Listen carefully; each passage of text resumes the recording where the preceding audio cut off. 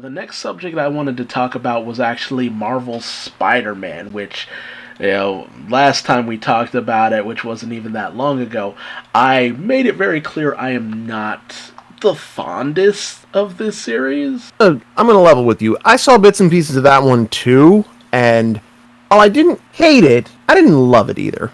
Yeah, and that's... Go ahead. I'm kind of lukewarm about this series as a whole, really. Yeah, so I wrapped up, because I had kind of stopped in the middle of season 2 or so, and I picked it back up, watched the rest of season 2, and with Big Hero 6, what they did with it, they kind of also did to season 3 of Marvel Spider-Man. They made it a 6-episode almost mini-series called Maximum Venom, which, I don't know if this series is going to continue forward past this. It hasn't really been announced for cancellation, but it's been almost a year since the previous season ended, so... Right, Maximum Venom? Maximum Venom. So what? They wanted to do Maximum Carnage, but they couldn't? Honestly, it wouldn't have turned out that great. I imagine it wouldn't have, because Carnage is the one character I can honestly say this Spider-Man series is too soft for. Yeah, seriously. I mean, the series as a whole, it does some interesting enough stuff. But when it's put out there into the wild, there's not enough that they do with it. Something that really kind of started to get on my nerves is that they establish almost basically a super team for Spidey. He's got, Anya, who, is Spider-Girl. Miles Morales, who they start to refer as Spidey, over the course of this series, and I'm still like, that's not the best name. Honestly, when Ultimate's... Where did Kid Arachnid come from? That was Ultimate Spider-Man. Oh. See, I like that one. Yeah. I honestly, and it's funny too, because I noticed in the subtitles for one of the episodes, they do refer to him as Kid Arachnid, which I thought was hilarious, because even the subtitlers was just like, yeah, Spidey is a terrible nickname. Spidey is the nickname you give to Spider-Man when you're, on a pretty...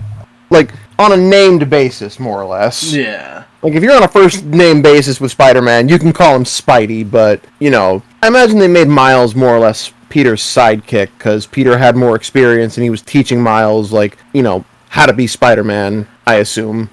And there comes my gripe with this series. Over the course of the series, there are a lot of times when, Peter and Miles seem like a team. They really do seem like a team. But then there are so many episodes where it's just Peter on his own, and you start to think, oh, okay, but where's Miles? Why aren't you bringing Miles in this? Where's Miles? Y'all go to the same school. Miles should literally be in the same school that you're in right now. Why don't you get with Miles? And that also becomes the problem with the characters of Anya Corazon and Gwen Stacy. It's just like they're given spider powers, but they don't learn about Peter's secret until the midway through season 3 about. And there are so many moments where they're just being, honestly, insufferable assholes. Talking about Peter behind his back, being condescending to Spider-Man. I'm all for the whole girl power angle, but at the same time, they're just kind of assholes. There's a right way to do it and a wrong way, and it sounds like they took the wrong way. Yeah, because Anya is given kind of this harder edge in terms of stuff, and I don't really care for it, because she kind of comes off as this bossy know-it-all who feels that she's always right no matter what, and Gwen comes off as very self-obsessed. And I'm just like, oh, guys, no. You kind of being jerks. Especially when it gets to the point where, Peter's secret comes out to them. They take it really hard and stuff like that. But at the same time, I'm just like, Gwen had put herself out there with her real name and all that before she was able to put it under wraps. And that ended up kind of backfiring for her. And Anya doesn't put her secret identity out there and make it known to everyone. So it's just like, it feels stupid the way they handle the coming out of Peter's secret identity. I kind of figured that something was wrong with this series, because like I couldn't quite place my finger on it when I was watching it, because I was only catching like one two-parter in the middle of like a whole arc, but I couldn't shake the feeling that something about it didn't feel right. Maybe it was the fact that Otto Octavius was already established to be a villain, but was already trying to go through some kind of redemption arc. See, that's the thing too, is like he goes through a false redemption arc around the beginning / the end of season 1, beginning of season 2. And then in season 3, he's on a full path of redemption and trying to be better, because they go through the whole, Superior Spider-Man thing where he swapped minds with Peter and all that. But Otto... They did do Superior Spider-Man, didn't they? Yes, and it is very forgettable. Poorly handled, I bet. Yeah, See, that's the thing about this series. It has its upsides. There are some good character moments, like when Otto talks to Peter about, the teachings of Uncle Ben, and how that kind of ended up being a bit of an influence on Otto, proving that if Otto had had someone like Uncle Ben in his life, he might have gone down a better path. That was nice. That was something that was also brought into the comics. Peter ending up having his identity revealed to Max Modell, who was the principal of Horizon, but also just a generally great guy. That's something I would have loved to have seen in the comics, but that never came to fruition. Even the way they kind of introduced Mary Jane in season 3 is actually kind of nice, and I would have loved to see a little bit more of that. But that stuff is so peppered throughout kind of hackneyed plot lines, and whenever an interesting plot development does come, like the Goblin Nation, it's just like, okay, that's pretty interesting, but everything they do with it is weaker than what was done in the comics. And to a certain degree, that's to be expected. It's not always going to be as fleshed out, but I have literally seen the 90s Spider-Man series do comic adaptations a little bit better in certain ways and improve upon them, namely because the way we keep introducing Venom comes straight out of the 90s series and all other media. Superior Spider-Man still really does shine in a lot of ways, just because of how competently they really do handle a lot of the characters, with even the changes that they made being solid and making sense in order to shorthand certain events to just get you into a certain headspace for how certain characters act. Even Ultimate Spider-Man, the best thing to come out of Ultimate Spider-Man was when Peter started to assemble his own team of Spider-Base heroes. And it's just like, that's the major blow to this series.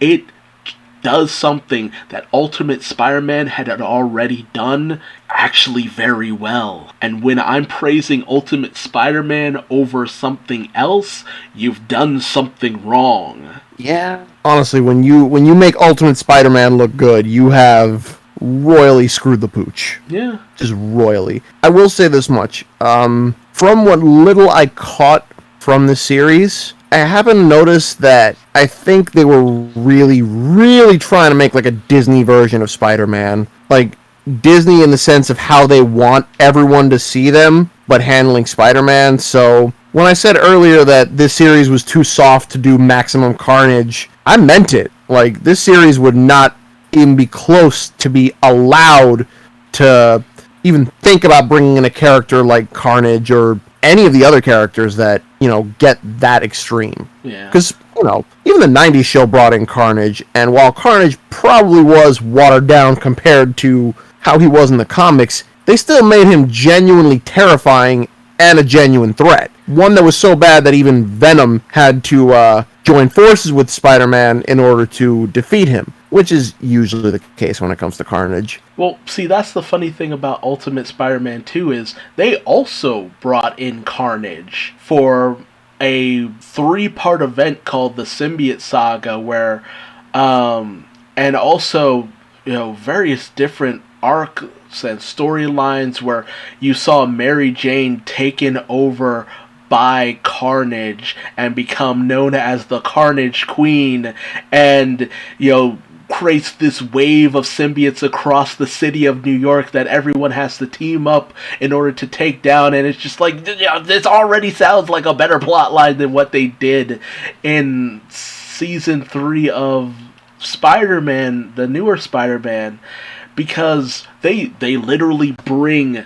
the same thing. They do the exact same thing, but with Venom taking over Max Modell, which Max Venom. That's literally the joke they make. And that's fucking terrible. It is. Once they said it, I literally went, "Oh no." That's I despise everything about that. And when they do it, they introduce Scream, Scorn, Mania, 3 fairly underdeveloped symbiotes, and they just make them kind of mooks, a trio of mooks in terms of the series, for the last couple of episodes, and I'm just like, oh, this is how you're doing these characters? That's not fun. And, towards the end of things, they beat Venom in a very generic way, completely kill them off, and he's done. It's over. You get a sky laser blast. It basically take him down damn near the same way as the Chitauri, but not as epically. Destroy this one thing and all of the Clintar die, and I'm just like, oh, that's it? Damn. That's weak. It really is. When you watch it, it's just like, it seems like this big event, because you full on have one of the symbiote dragons that was introduced in the comics, when these things are terrifying, but it mainly just ends up as a mode of transportation for Venom before becoming a doomsday weapon for Venom. And it's just like, man, I'm just thinking of all the other times I've seen Venom do much more impressive stuff or be much more of a impactful character in other series. At least Ultimate Spider-Man had the good sense to put it on Flash Thompson so we could have references to Agent Venom, something like that. But no, this series kind of almost goes out damn near on the same note as Ultimate Spider-Man, but it not as well, because Spidey, the whole school that they work at gets destroyed in the onslaught from the symbiote dragon and all that good stuff, and so they create this new kind of think tank place, and it ends up being based off one of the rides at Disneyland, Worldwide Engineering Brigade, which is Webb. And you see Spider-Man and his spider drones at the event and all that. They basically did the same thing that Guardians of the Galaxy did with their Mission Breakout, which ended up which was a ride at Disneyland. And I'm just like, so you guys are basically just shilling out these series to kind of tell people, come to Disneyland. Come to Disneyland. Come go to our rides. Please, we need money. And that really has been my biggest problem with a lot of the Marvel series. Avengers Assemble, always had a tendency to feel very bland, especially towards the end of its run. Guardians of the Galaxy felt bland. This Spider-Man series felt bland. Hulk and the Agents of Smash had some okay moments, but felt bland.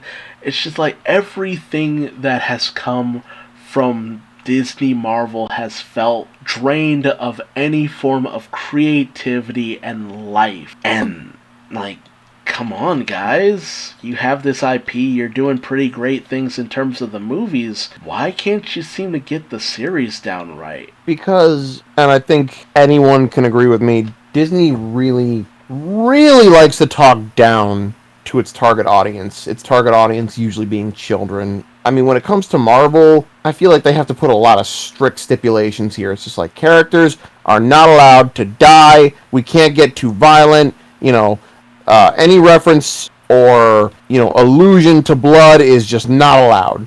I just feel like they understand how to make the movies right, but when it comes to the series, they put way too many stipulations on it because the movies, they figure at least adults are watching these, so of course we're going to let them be as violent as possible. To an extent, I still have yet to see an R-rated fucking Marvel movie from Disney, but Yeah. Well, we'll see if they go through with it when it comes to Deadpool. They said they will. Just remains to be seen. Yeah, right. Listen, if they do it, I'll give them praise for having the balls to actually go through with it. But afterwards, just like, hey, you might wanna take that kind of approach to your Marvel shows. I mean, up the rating to TV PG or something. Just let people know that I don't know. It's a tightrope walk.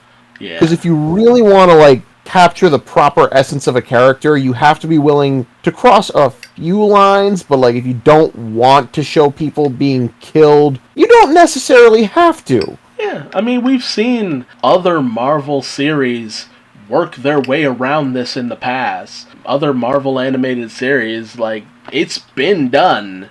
They have altered things in order to get around ratings. You saw that a lot when it came to the 90s Spider-Man series. So, honestly, now in the year, in the 2020s, the 2010s, guys, come on. You can't be worse than people who were doing things 20 years ago. You gotta be at least a little bit more clever than this. Even Spectacular Spider-Man was exceptionally clever. Oh, yeah. With the way it handled a lot of stuff. And I think the big problem is that when Disney picked up Marvel and Spectacular Spider-Man, they really, really wanted to capitalize on it. They wanted to make it their own thing, because I'm pretty sure Spectacular Spider-Man wasn't a Disney property at the time. Nope. Yeah, I get the feeling the reason... this one's called Marvel Spider-Man, I believe, right? Yeah. Yeah. I believe the reason Marvel Spider-Man and Ultimate Spider-Man ultimately failed as shows is because, even though Disney was trying to make that cash grab that they realistically probably could have gotten if they were smart about it, they just gave us some subpar quality shows. Now, it's not like they didn't have their moments like you definitely been pointing out over the past couple minutes, but they just aren't handling it the way they probably should be. And the way they probably should be doing it is more or less just finding ways around the violence instead of just outright avoiding it.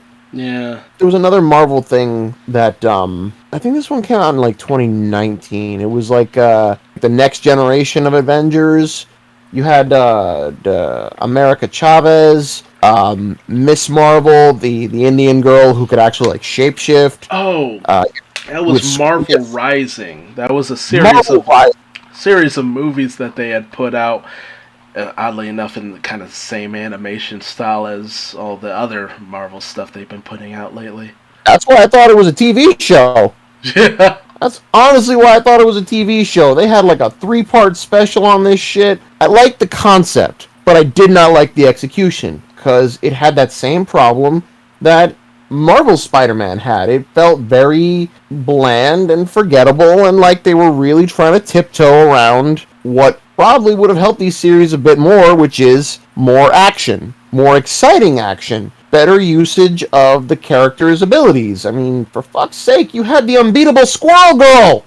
Yeah. Oh, man. How the fuck do you have a series with Squirrel Girl and still manage to have it be, completely uninteresting? Squirrel Girl is hilarious! Yeah. Unfortunately, Squirrel Girl in this had a tendency to be exactly why a lot of people tend to think that they don't want to enjoy Squirrel Girl. They did everything wrong with Squirrel Girl. Yes. I mean, they had a multitude of different, specials, and honestly, I don't blame you for thinking these were, TV series, because a lot of them were only like 20 minutes or so. Yeah, so I mean, like, what's to stop anybody else from thinking that it's just like another episode of some series or something? Yeah, honestly, nothing.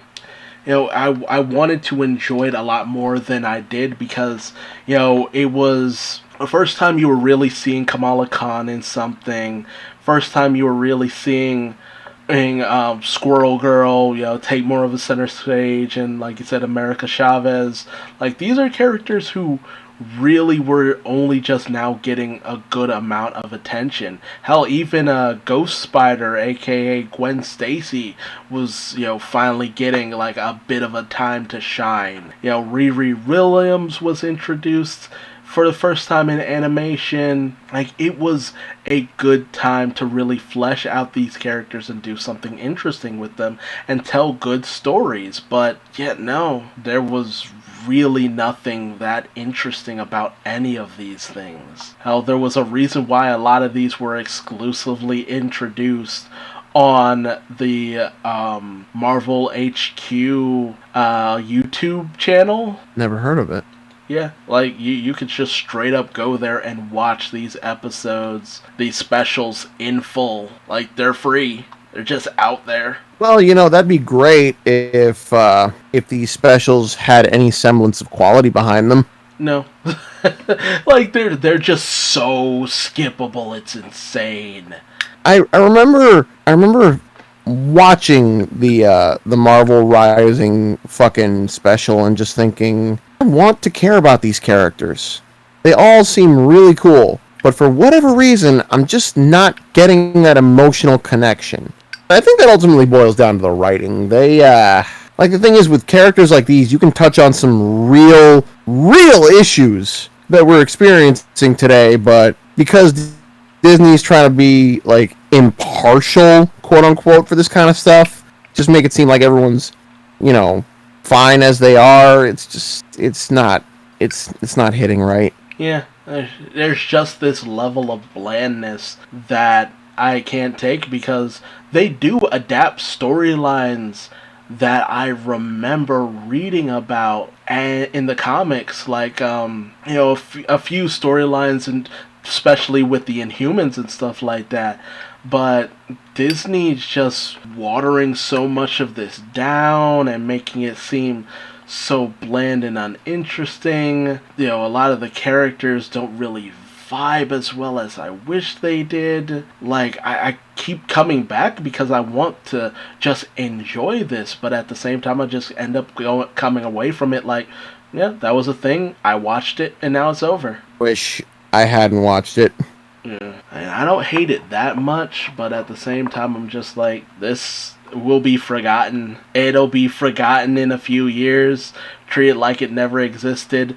And if any of these characters ever appear from Death Battle, this will be the only time any footage from any of this stuff will ever be used. Unless, at this point, I feel like Death Battle's biggest thing is just finding obscure footage for whatever character they're referencing for their battle. Because, my God, there was one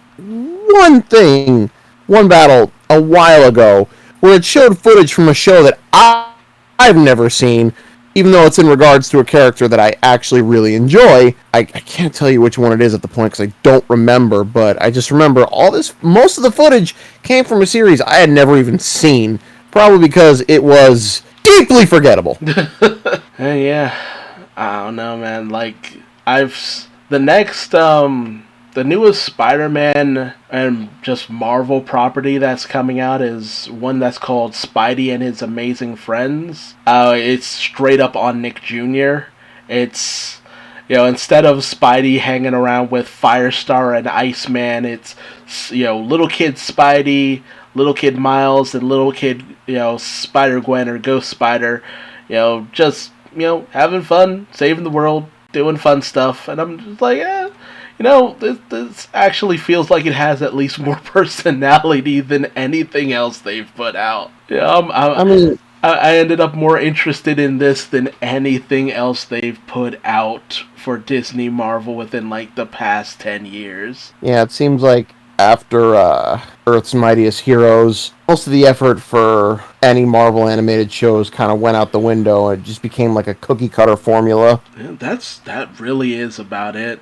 Because when it comes to at least DC, they've been putting in the work. Even when I didn't like any of the stuff they put out, there was always something else around the corner that I knew I would enjoy. But with Marvel, best thing to come out of it was MODOK. Which, I mean, thankfully they decided not to handle, like, they didn't let Disney handle it. It's just like, Disney wants to handle the heroes, put the spotlight on them, and make the money off of that. When it comes to the villains, I get the feeling anybody can pick up a Marvel villain series and, probably do it 1,000 times better. Yeah, honestly. Because having a series about a villain, as Harley Quinn can attest to, you can do a lot more with that. Yeah, you don't really have to stick to any type of format. It's just like, you're more or less covering things from the perspective of someone whose morals are questionable. Yeah, like the only thing that Marvel Animation has upcoming that actually looks like they're going to actually put some effort into, or at least will have some form of creativity behind it, is Moon Girl and Devil Dinosaur. Now see, that I would love to see. Because Moon Girl and Devil Dinosaur, it's not a series I've read very much, but the concept seems like it has potential for like all sorts of shenaniganry that ultimately lead to a good time. Yeah, because it's a newer character, and she, all her entire book line is literally just her going out and just getting into shenanigans with various different Marvel characters. It can literally be a who's who of characters you might want to introduce here or there or whatever. This nerdy girl taking care of her giant red devilish looking dinosaur. Come on. It writes itself in terms of shenanigans. I mean, like, it's more or less just Clifford the Big Red Dog, but it's a dinosaur. Which makes it 1,000 times better. 1,000 times better. So, that's scheduled to release next year. I'm interested to see what they do with it, because I at least can see that maybe it might have some fun with it, because, there's the potential for creativity. It's being done by a production who is fairly a little bit on the newer side, so I at least expect them to at least try to do something interesting with it. No, animation by Titmouse. So, yeah, it's gonna look beautiful. And well, fucking better. I love Titmouse's stuff. Ooh, and some of the guys who worked on Rise of the TMNT and Glitch Tech, so this is gonna have some wild animation. Ooh. Oh, now I'm really looking forward to this. Oh, this is gonna be good.